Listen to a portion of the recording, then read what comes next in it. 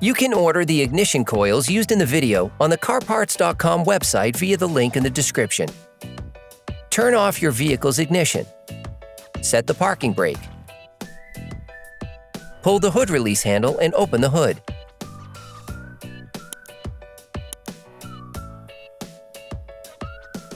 You can now see the location of the ignition coils.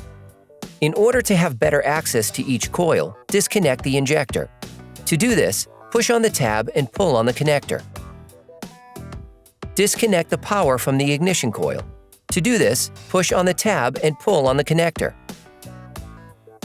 Hey, it's Alex from CarParts.com. If you enjoyed this video and want to support us, like, comment, and subscribe.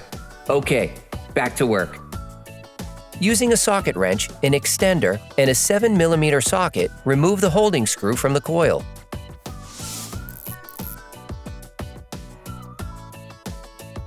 You can now carefully remove the coil, making small lateral back and forward movements.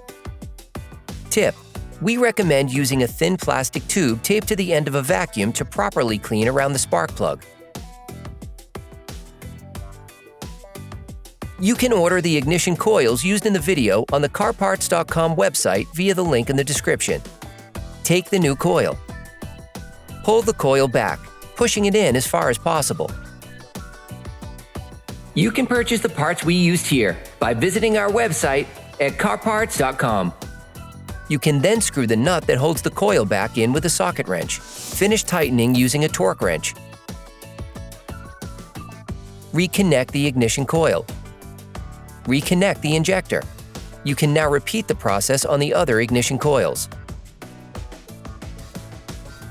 Process complete.